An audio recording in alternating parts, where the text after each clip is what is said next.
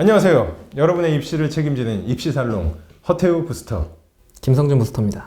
정말 딱 수시원서 접수하고 나서 수능 보고 그 다음에 여러분들 지금 논술시험 그 다음에 뭐 면접 여러분이 봐야 되는 상황인데요. 그 숙박 문제를 조금 더 확장시켜서 말씀을 드리고 싶어요. 이 숙박이라는 게요 굉장히 중요합니다. 특히 그 컨디션을 우리가 잘 조율을 해야 되는데, 일단 여러분 논술 시험 중에는 특히 면접도 그러하지만 아침에 시험을 보는 경우가 굉장히 많아요. 그렇죠? 그런데 특히 지방에서 이제 서울로 올라오시는 분들 같은 경우에는 아침에 새벽부터 준비를 해가지고, 그것도 혼자 보내지 않잖아요. 보통 온 가족이 이동을 하니까 굉장히 그런 것들이 처음에 출발 전부터 부담스러운 게 사실이기 때문에 여러분들 가능하시면 숙박이든 아니면은 기차표든 여러분이 한 달 전부터 예약이 가능하시니까요. 한 10월 달쯤에 여러분이 잊지 않고 여러분이 숙박 꼭 그 시험장 주변에 있는 이제 아니면 호텔이나 아니면 좋은 숙박 시설에 여러분이 한 번쯤 이제 묶으시면서 컨디션을 조율하시는 걸 추천을 드리고요. 그 다음에 또 컨디션 하면 또 음식을 또 빼놓을 수가 없죠. 예, 음식 어떨까요? 일단은 자기가 평소에 먹던 음식을 먹는 게 되게 중요한데요. 그래서 아까 숙박이랑 좀 연결해 보면 내가 진짜 친한 친구 집 혹은 내가 정말 뭐 가까운 친척의 집에서 뭐 하룻밤 자겠다. 물론 나쁜 건 아니지만 이게 평소에 먹던 음식이 일단 아니에요. 그리고 막 물론 이제 나랑 가까우신 분들께서 마음을 열어서 이제 더 좋은 음식을 해주시겠다고 갈비찜 해주시고 잡채 해주시고 해주시겠지만 사실 이게 과연 긍정적인 요소일까 한번 생각해 볼 법합니다. 그래서 일단은 수능은 우리가 수능을 위한 컨디션 조절을 정말 많이 하잖아요. 근데 논술은 어쨌든 한 2시간 안에 보니까 학생들이 뭐 어떻게든 되겠지, 뭐 밥 안 먹고 가도 되겠지, 뭐 이렇게 생각하는 경향이 조금 있는 것 같아요. 안 됩니다. 자, 오히려 에너지는 훨씬 더 많이 쓰게 될 거예요. 그래서 그것에 딱 맞춘 자신의 식습관, 식 패턴, 그리고 수면 패턴 이런 것들을 지킬 수 있도록 유도해 주는 것이 훨씬 더 좋습니다. 이렇게 해야, 이렇게까지 고민해야 비로소 시험장에 도착하는 겁니다. 그래서 이제 시험장에 도착해선 뭘 주의해야 될까요? 여러분들 시험장에서 여러분이 손에 집게 되는 게 뭐예요? 펜이죠. 그런데 이 펜을 여러분들 가볍게 여기시면 절대 안 돼요. 여러분이 쓰던 펜이 아닐 수도 있습니다. 심지어 펜을 지급해주는 학교도 있죠. 경희대가 예. 대표적이죠. 예, 맞아요. 그런 학교들은 펜을 딱 지정해주기 때문에 내가 그런 펜과 유사한 종류에 적응이 돼 있어야 되고, 특히나 연필로만 여러분들이 답안 작성 연습을 하면 돼요, 안 돼요? 안 되겠죠. 여러분이 펜으로도 써보는 연습을 해야 되고요. 특히나 펜을 허용하는 대학 중에서 방금 경희대학교 이야기 하셨는데요. 수정 테이프나 아니면 수정 펜이 허용이 안 되는 곳이 있습니다. 허용이 안 되는 경우에는 내가 볼펜으로 쓰고 나서 볼펜으로 내가 지우고 볼펜으로 다시 써야 돼요. 예, 그렇기 때문에 여러분 그걸 미리 경험을 해보고 내가 어떻게 고치는지를, 내가 어떻게 고칠지를 다 연습해온 사람과 그렇지 않은 사람 간에 굉장히 큰 차이가 있습니다. 예, 그리고 김성준 부스터님, 그 검은 펜하고 파란 펜이 있고 혹은 검은 펜하고 검은 연필이 있는데 같이 사용하면 되나요, 안 되나요? 이게 아무 생각 없이 그냥 1번은 샤프로 쓰다가 2번은 볼펜으로 쓰다가 3번은 파란 펜으로 쓰다가 이런 경우가 있어요. 중요한 건 내가 채점자와 약속을 하고 들어갈 수 있잖아요. 채점자한테 아는 사람이라고 가정해 볼게요. 채점자가 내가 아는 사람이야, 우연히. 채점자가 뭐 예를 들면 한 가까운 이웃 어른이었어. 근데 진짜 친해. 실제로 채점자는 예를 들면 자신의 가까운 친인척 가운데 고3에 있으면 채점자로 못 들어가요. 그러니까 가까운 친인척 가운데서는 아마 안 될 텐데 이웃 어른이 만약에 채점자예요. 근데 내가 이렇게 약속하고 들어갈 수 있잖아요. 저 예를 들면 동네 삼촌이야. 삼촌, 저 1번은 펜으로 쓸게요. 2번은 샤프로 쓰고요. 3번은 파란색으로 쓸게요. 이렇게 하고 들어갈 수도 있다는 거. 그러니까 어떠한 형태로든지 표시를 줄 수 있다면 그것이 누군가와의 약속이 될 수 있다면 이건 무조건 빵점 처리입니다. 그래서 예를 들면 경희대 같은 경우는 그 원고지 칸이 있잖아요. 그 원고지 칸 바깥에 그 어떤 표시도 하면 안 돼요. 옛날에 학생 중에 그런 경우가 있었어요. 다 쓰고 나서 진짜 너무 힘든 거예요. 그래서 그 옆에 유유 이렇게 써놨어요. 빵점입니다. 그러니까 이게 사인이 될 수 있단 말이죠. 그러니까 그 원고지 바깥쪽에는 그 어떤 형태도, 그리고 원고지 아니라고 하더라도 사인이 될 만한 그 어떤 형태도 적어주면은 안 된다. 이게 무조건 부정행위가 될 가능성이 높다. 이렇게 생각을 해줘야 됩니다.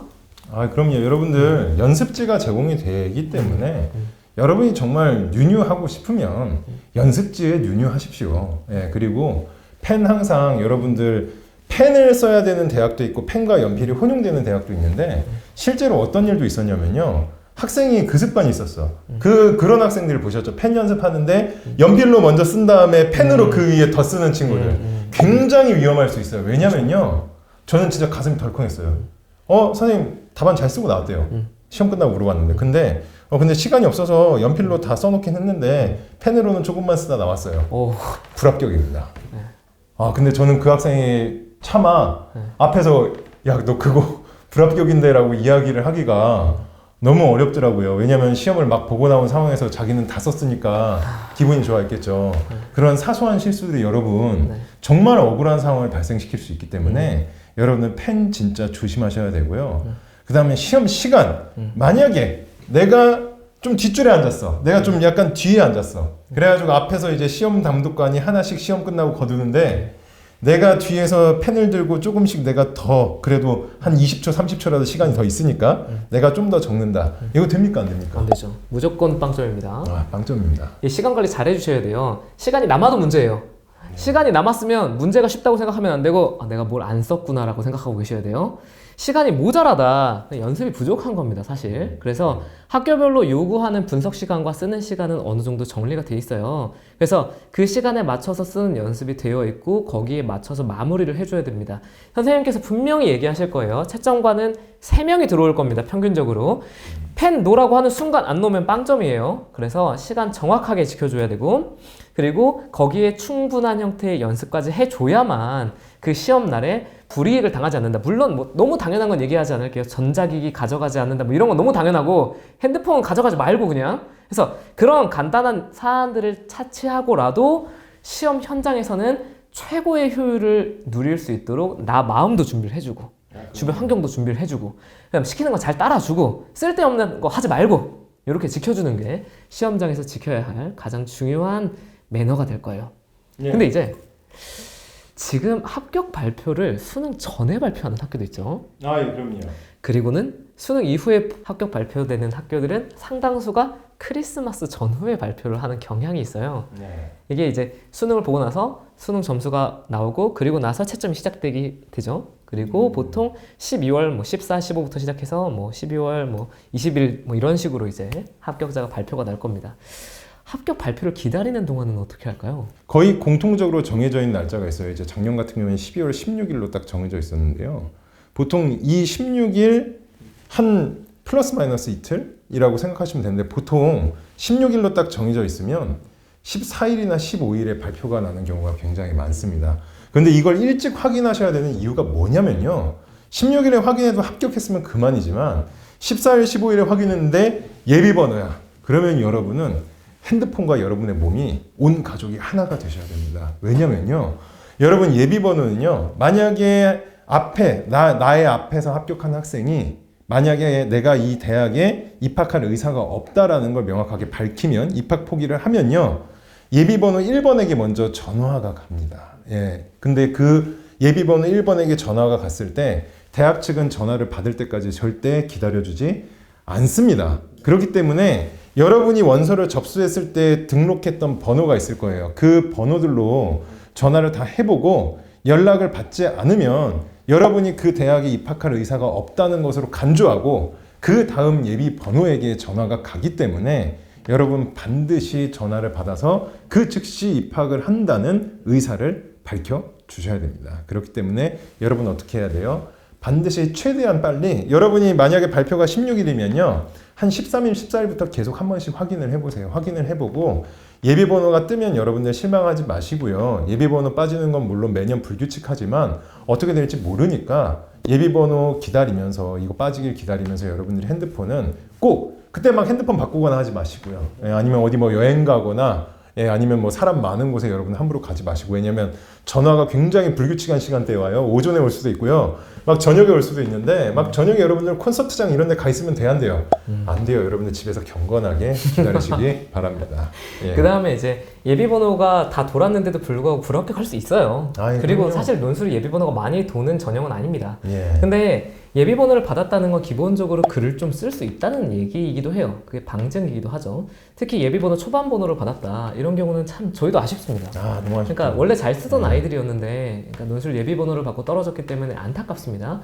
이 경우에는 사실은 논술 반수도 괜찮은 선택이에요. 아, 그래서 좋은 모든 걸 선택이죠. 이렇게 내려놓고 그러니까 막 실망을 한다 이런 상황은 아니고요. 이게 글쓰기 능력이라는 것은 어느 정도 천부적인 자질도 뒤따라 오는 것이기도 해요. 그래서 예비번호를 받았다는 건 최소한 글을 못 쓰는 재능 없는 사람은 아니다라는 게 일단 입증이 된 거예요. 그러니까 예. 어느 정도 글을 쓸 수 있는 재능이 입증된 사람이 대기번호를 받는 거거든요. 그러니까 이게 뭐 우리가 한 6개월 정도 글을 안 썼다고 해서 글쓰기 능력이 없어지지 않고 또 이제 논술 반수라고 설명드린 이유는 또 뭐냐면 어느 학교를 가서라도 아마 한 학기 동안 리포트를 썼을 거예요. 리포트를 써보면 또 알지 않습니까? 아, 그럼요. 리포트 내용의 거의 절대 다수가 사실은 우리 논술 수업이에요. 아, 그럼요. 네, 그래서 예. 논술에서 나오는 소재, 주제 이걸 가지고 리포트를 쓰게 되거든요. 그러니까 그 한 학기 동안 학교 다닌 것도 어디로 가지 않아요. 그래서 논술 반수까지도 열어놓고 우리 충분히 즐거운 마음으로 예. 크리스마스를 맞이할 수 있습니다. 여러분 오늘은 조금 먼 얘기긴 했지만 우리 크리스마스까지 내다보며 정시, 수시, 논술, 합격까지 우리 한번 돌려봤습니다.